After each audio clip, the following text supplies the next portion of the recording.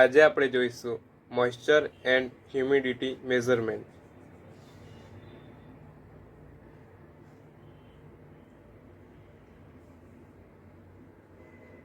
Moisture એટલે પદાર્થ અથવા હવામાં રહેલું પાણીનું પ્રમાણ, એટલે કે ભેજ. જમીન, લાકડું, કપડાં, ખાદ્ય પદાર્થ અથવા હવામાં રહેલા પાણીના પ્રમાણને ભેજ કહેવામાં આવે છે. ઉદાહરણ તરીકે જોઈએ તો જમીનમાં રહેલો પાણીનો અંશ તે જમીનની ભેજ કહેવાય છે અને કપડામાં રહેલા પાણીના અંશને કપડાની ભેજ કહેવામાં આવે છે. હ્યુમિડિટી એટલે હવામાં કેટલું પાણીની વરાળનું પ્રમાણ છે તેનું માપ. હવાનું ટેમ્પરેચર જેમ વધે છે તેમ તેમાં પાણીની વરાળના જથ્થાનું પ્રમાણ પણ વધે છે. હ્યુમિડિટી માપવા માટે વપરાતી ડિવાઇસને હાઇગ્રોમીટર કહે છે. તેનો ઉપયોગ વાતાવરણમાં રહેલી હ્યુમિડિટી માપવા માટે થાય છે. હાઇગ્રોમીટરના પ્રકાર: mechanical hygrometer, hair hygrometer, dew point hygrometer, electronic hygrometer, digital hygrometer અને વેટ એન્ડ ડ્રાય હાઇગ્રોમીટર.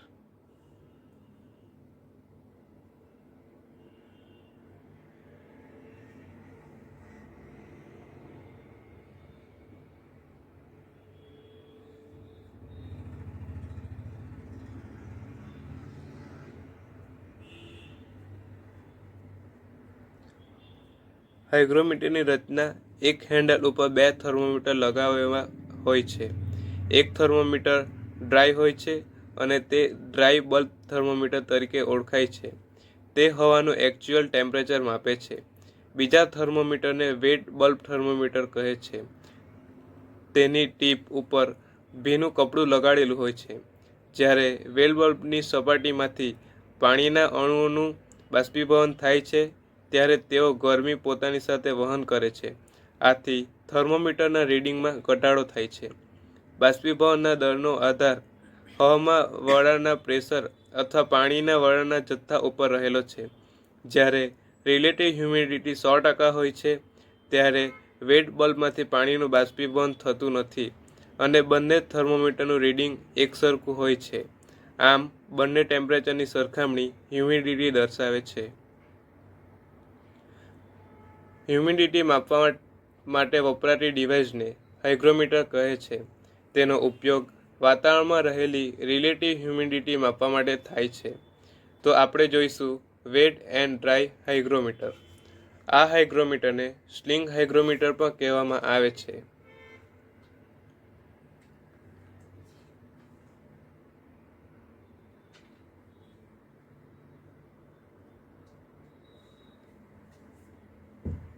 તેમાં બે થર્મોમીટર હોય છે, એક ડ્રાય થર્મોમીટર અને બીજું વેટ થર્મોમીટર. થર્મોમીટરના નીચેના ભાગે મુસ્લિન બેગ લગાવવામાં આવે છે.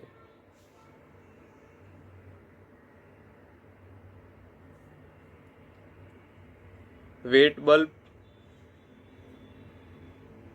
Dry bulb.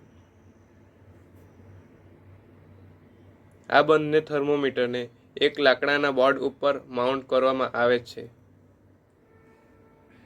હાલમાં બંને થર્મોમીટર 30 ડિગ્રી ટેમ્પરેચર બતાવે છે. મુસ્લિન બેગના છેડાને પાણીના બાઉલમાં રાખવામાં આવે છે. આ રીતે થોડા સમય પછી વેટ થર્મોમીટરનું ટેમ્પરેચર ઓછું થાય છે.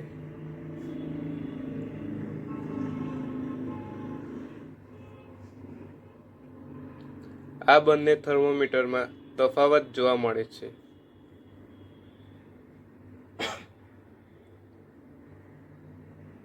ડ્રાય બલ્બમાં 30 ડિગ્રી અને વેટ બલ્બમાં 25 ડિગ્રી ટેમ્પરેચર જોવા મળે છે.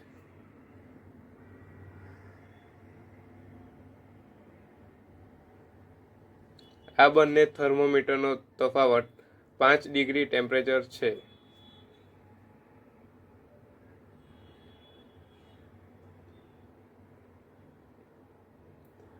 આ રીતે હ્યુમિડિટી ટેબલની મદદથી હ્યુમિડિટી ચેક કરવામાં આવે છે.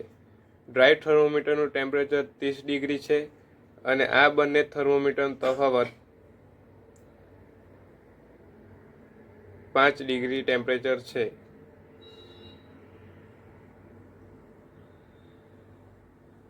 આ પ્રમાણે 65% હ્યુમિડિટી વેલ્યુ બતાવે છે.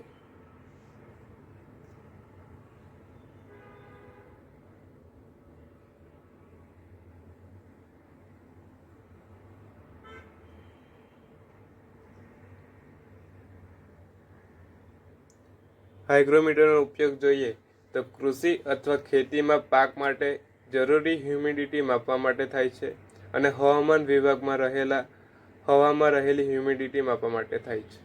તેના ફાયદા જોઈએ તો ઉપયોગ કરવો સરળ છે. તેની મદદથી સાચી હ્યુમિડિટી માપી શકાય છે, વિવિધ પ્રકારમાં ઉપલબ્ધ છે, ઝડપથી રીડિંગ લઈ શકાય અને કિંમતમાં પણ ઓછું છે. તેના ગેરફાયદા જોઈએ તો તેમાં કેલિબ્રેશનની જરૂર પડે છે. તાપમાનના ફેરફારથી ભૂલ આવી શકે છે.